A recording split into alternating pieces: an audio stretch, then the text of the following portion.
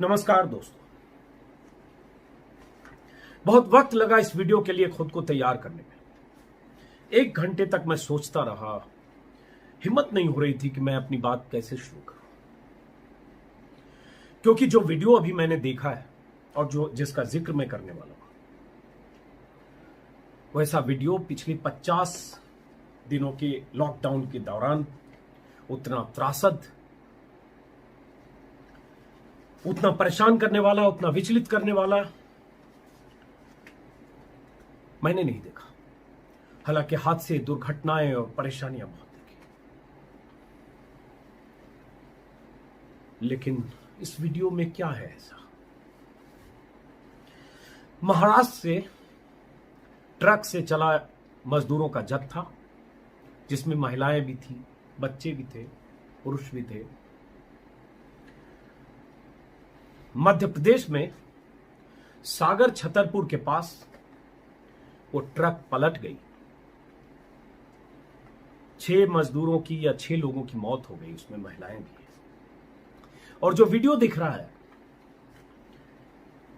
मुंबई के एक पत्रकार अनुराग द्वारी के ट्विटर पर सबसे पहले मैंने देखा। सड़क के किनारे लाशें गिरी हुई हैं, लाशें बिखरी हुई हैं, शब्द भी मेरे लड़खड़ा रहे हैं। शायद एक मां की लाश है और उसके बगल में उसका बच्चा है। माफ करें, मैं 4-5 बार कोशिश कर रहा हूं। वो बच्चा है जिसके रोने की आवाज आ रही है। 1-2 और बच्चों की आवाज है। मां का बेजान जिस्म पर है। छठी बार कोशिश कर रहा हूं, लेकिन कहना तो होगा। सड़क के किनारे की तस्वीरें, ट्रक पूरी तरह ध्वस्त हो चुका है। कुछ और लाशें हैं, 2-3 बच्चे हैं। उस 37 सेकंड के वीडियो में उस बच्चे की चीख पुकार जो मां के पास है, शायद वो बच्चा समझ रहा है, मां को उठाने की कोशिश कर रहा है। उस मासूम को क्या पता कि उसकी मां अब इस दुनिया में नहीं है। माफ करें, मैं भावुक हो रहा हूं। क्या तस्वीरें और त्रासदी तो हमने तब भी देखी थी जब औरंगाबाद की पटरी पर 16 मजदूरों की मौत के बाद रोटियां बिखरी थी। रात भर में, अभी बीते रात में औरैया से लेकर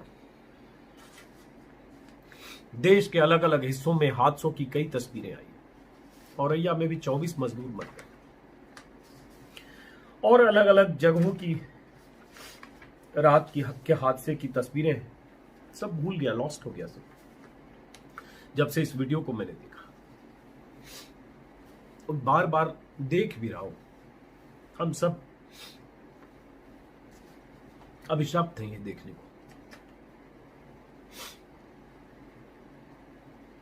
मुझे उम्मीद है कि सरकार, सत्ता में शीर्ष पर बैठे लोग, प्रधानमंत्री मोदी, अमित शाह, उद्धव ठाकरे, योगी आदित्यनाथ, शिवराज सिंह, हेमंत सोरेन, नीतीश कुमार, ममता बनर्जी, अशोक गहलोत और देश के सभी राज्यों के मुख्यमंत्री इस वीडियो को देखकर कम से कम आज उनकी आत्मा जगेगी।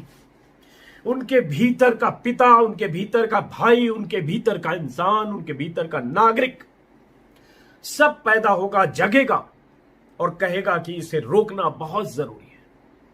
इसे रोकना जरूरी है। सड़कों पर इस तरह से मजदूर निकल रहे हैं, बेमौत मारे जा रहे हैं, लेकिन ये तस्वीर जिसमें बच्चा अपनी मां से सटकर बिलख रहा है, क्या हमने सोचा था कि ऐसी त्रासद तस्वीरें हम देखेंगे? लॉकडाउन के बाद हम सब ने समर्थन किया। आज भी मैं मानता हूं कि लॉकडाउन के अलावा कोई विकल्प नहीं था, लेकिन उसके बाद जो व्यवस्थाएं होनी चाहिए थी इन मजदूरों के लिए, बार बार कहने, बार बार वायदे करने, बार बार नोटिफिकेशन जारी होने के बाद सड़कों पर इस तरह से मजदूर निकल रहे हैं, पैदल जा रहे हैं, साइकिल से जा रहे हैं, रिक्शे से जा रहे हैं, हर रोज मारे जा रहे हैं। 200 से ज्यादा मजदूरों की मौत हो चुकी होगी, ये आंकड़ा मुझे नहीं पता, क्योंकि हर रोज उस आंकड़े में 10-20 का इजाफा होता है। 3 दिन पहले एक रात में 16 मजदूर मारे गए थे सहारनपुर मुजफ्फरनगर के पास। अभी औरैया में 24 मजदूर मारे गए। 2-3 जगह की और अभी जानकारी इकट्ठा करके मैंने लिखा था, लेकिन सब भूल गया मैं इस वीडियो को देखने के बाद, क्योंकि इसमें मौत 6 हुई है। मौतों का आंकड़ा देखेंगे, औरैया में 24 या 6, ऐसे आंकड़े जोड़ते रहिए। हो सकता है थोड़ी देर बाद पता चलेगा कि शिवराज सिंह सरकार ने 5-5 लाख देने का ऐलान कर दिया, या कुछ ज्यादा किसी सरकार ने कर दिया, 10 लाख कर दिया, कुछ उद्धव ठाकरे ने दे दिया, कुछ भी हो गया। सब चिंता व्यक्त कर देंगे इस पर, प्रधानमंत्री मोदी से लेकर अमित शाह तक। औरैया पर सब कर चुके हैं, और उस रात भी जब 16 मजदूरों की मौत हुई थी तब भी सबने की। लेकिन क्या ये रुक रहा है? क्या कभी रुकेगा या नहीं रुकेगा? दोस्तों माफ करें, मैं अपने को नियंत्रित करके मुझे बात तो कहनी है। गृह मंत्रालय की तरफ से कल दूसरी बार एक सर्कुलर आया, निर्देश आया 4 दिन के भीतर। पहला 11 तारीख को था, दूसरा 15 तारीख को। उस सर्कुलर में अजय भल्ला जो गृह सचिव हैं, उनकी तरफ से राज्यों को इस सर्कुलर भेजा गया। उस सर्कुलर में नसीहत दी गई, निर्देश दिया गया, कहा गया हूबहू वही बात जो 11 मई के सर्कुलर में था, उसका जिक्र करते हुए उसकी याद दिलाते हुए राज्यों के मुख्य सचिवों को चिट्ठी लिखी गई है। और उसमें कहा गया कि हमने पहले ही कहा था कि सड़क और पटरी पर मजदूर न चले। अगर चले तो राज्य सरकारों की जिम्मेदारी है कि उन्हें शेल्टर होम ले जाया जाए, खाने पीने के इंतजाम के बाद बसों और श्रमिक ट्रेनों के जरिए भेजा जाए। ये पिछली चिट्ठी का हवाला देकर गृह मंत्रालय ने कल कहा, यानी 15 तारीख को। पिछली बार चिट्ठी 11 तारीख को थी। मैं मानता हूं गृह सचिव लिख रहे हैं तो अमित शाह की तरफ से लिख रहे हैं, केंद्रीय गृह मंत्री अमित शाह। इसलिए मैं जो भी आज कह रहा हूं अमित शाह को एड्रेस कर रहा हूं, प्रधानमंत्री मोदी और अमित शाह। फिर भी उसी चिट्ठी में लिखा गया, फिर भी नोटिस किया जा रहा है कि ये घटनाएं हो रही हैं, इसलिए याद दिलाया जा रहा है कि दोबारा राज्य सरकारों के, और उसी में कहा गया राज्य सरकारों की जिम्मेदारी है कि जो मजदूर घर जाना चाहें उन्हें पहुंचाया जाए, ट्रेन या बस से उन्हें पहुंचाया जाए, उन्हें समझाया जाए और शेल्टर होम में रखा जाए और फिर ट्रेन या बस से उन्हें पहुंचाया जाए। और उसमें लिखा हुआ आखिर में कि रेलवे हर रोज 100 श्रमिक स्पेशल चला रहा है। अगर आप लोग, राज्य सरकारें चाहे तो ज्यादा भी चल सकती है। आप लोग सुनिश्चित करें कि मजदूर पटरी पर और सड़कों पर न चले। चलिए, एक पहलू तो पटरी और सड़क का है, और दूसरा पहलू इस तरह से ट्रक पर वो 3000, 2000, 4000 रुपए भी दे रहे हैं। टैंकर में जा रहे हैं, कंटेनर में जा रहे हैं, मिक्सर में जा रहे हैं, ऑटो में जा रहे हैं, टेम्पो में जा रहे हैं, साइकिल में जा रहे हैं, पैदल जा रहे हैं, जैसे भी जा रहे हैं, हर रोज मर रहे हैं। हर रोज मर रहे, पैदल जाते जाते मर जा रहा है, साइकिल पर जाते जाते मौत हो जा रही है, ट्रक से जा रहा है, टकरा कर 24 मजदूर मर जा रहे हैं। और ये ट्रक से जा रहे थे, ये तो इन्होंने तो यही सोचा होगा कि किराया भी दिया होगा, ट्रक वाले को हायर किया होगा, महाराष्ट्र से चले होंगे और उसके बाद छतरपुर में, सागर के पास इनकी मौत हो गई, माफ करें, सागर के पास, मध्य प्रदेश में। क्या उद्धव ठाकरे की सरकार कर रही है कि लगातार महाराष्ट्र से इतने मजदूरों का पलायन हो रहा है और उसके बाद ट्रक से, बस से, पैदल मजदूर चल रहे हैं, और महाराष्ट्र सरकार की जिम्मेदारी नहीं है कि पहले तय करते कि इनके लिए श्रमिक ट्रेनें चले और उसके बाद चले। लेकिन महाराष्ट्र पर आने से पहले